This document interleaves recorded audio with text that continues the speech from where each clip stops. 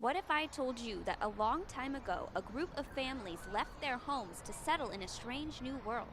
I'd say you've been watching too many sci-fi movies. Well, I'm Sydney and this is Max, and we're going to blast through the past as we find out about the first families that settled here in Plymouth, Massachusetts. Two kids travel to places.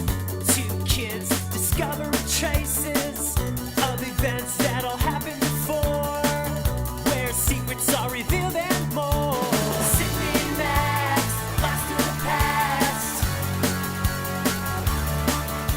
Sydney and Max, blast through the past. Sydney and Max, blast through the past. Where are they going today? Sydney and Max, blast through the past. They see the past in a whole new way. Sydney and Max.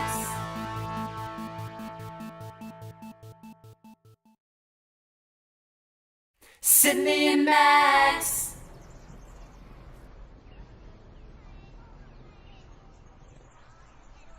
Look, Max, this is where they landed. Oh yeah! Who? The Pilgrims. Oh, wait, I mean, those guys that came from England a long time ago. Oh, you mean those guys that came here to celebrate Thanksgiving? You're hopeless. I'm kidding. Of course I know who the Pilgrims are. Where'd you say they landed?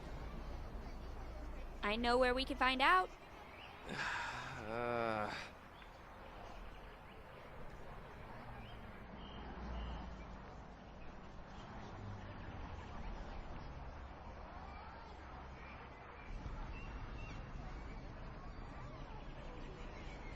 All I see is a rock. It says here that this is part of the original rock that marks where the Pilgrims first landed, but it doesn't say where the rock was. Well, if Doc were here, he'd probably tell us all about it. Where is he anyway? I don't know. His note said to meet him here in the harbor. Why would anybody care about where some old boat landed anyway? The Mayflower? Just some old boat?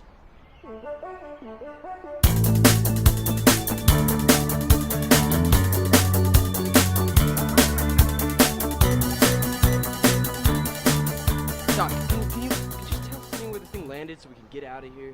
It landed somewhere. Somewhere out there. You mean you don't even know? How do you even know it landed in the harbor? I cannot believe I'm saying this, but I kind of agree with Max. How do we know? Because the Pilgrims wrote their entire journey down in a journal.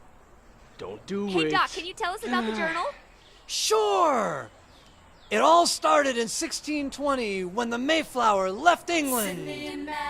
And by April, all of the remaining passengers on the Mayflower moved off the boat into the new settlement. Whoops, and speaking of moving, I need to go now and finish my research. Why'd you have to put us through that? What? You didn't find that interesting? Do I ever find Doc's stories interesting? Come on, Doc said there was an exact replica of the Mayflower somewhere around here. Let's go find it. Fine. It's gotta be more interesting than looking at an old rock.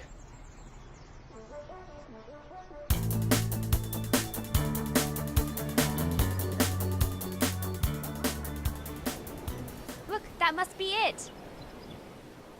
Wow. A replica of an old boat. Let's go get some food. Will you stop thinking about food for a minute?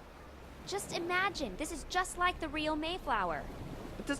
It doesn't even matter. Look at this thing. It's tiny. I know. That's why it's so hard to believe that over 100 people sailed on it all the way from England. Wait, Doc said there were only like 40 colonists. That's right, but the Pilgrims made up less than half of all the people on the boat. Wow, they must have been pretty excited when they got off. Well, Doc said the men got to work right away on a settlement, but the women and children stayed on the boat. That's probably why so many of them died. Wait, who died? Most of the women died that first winter. It's probably from living on the ship. What's that have to do with anything? Think about it. It was the middle of winter, so it was really cold, and people probably got sick. And the sick people couldn't work, so they had to stay on the boat with the women and children, and in such a small area, diseases probably spread quick. Alright, enough talking about a bunch of dead people on a boat. Let's just go find out where that settlement is. Alright, it's right up the street. Sydney and Max.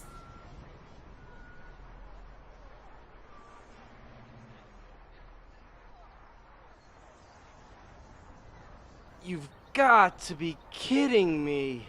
No, look, this is where they built their first settlement. They built their first settlement in a cemetery? These guys weren't planning on being around very long, were they? I'm sure they built the settlement before they built the cemetery.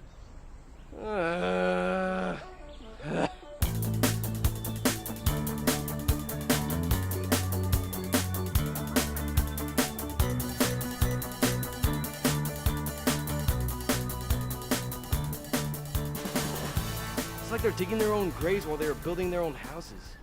I already told you, most of them died during the first winter. They probably wanted their friends buried near the settlement. Doc called them Separatists. I thought that was because they were part of some weird cult. You really are an idiot. I know you are, but what am I? They're called Separatists because they believe in self-rule. So they didn't want anyone telling them what to do. That's right. They thought if they lived across an ocean, they couldn't be ruled by any king. We should probably get back to the harbor. Doc will be looking for us. We should probably get back to the harbor. Doc will be looking for us.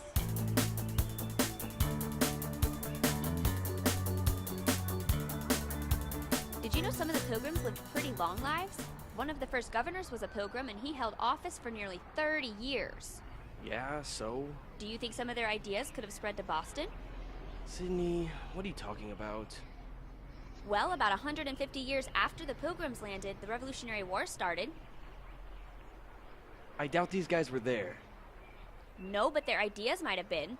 Early colonists from Boston started the Revolutionary War because they didn't want to be ruled by the King of England. How far is Boston from here? Less than 50 miles. So you're saying that the idea for American independence could have started with the Pilgrims? It's possible. After all, they were the first ones to come up with the idea for self-rule.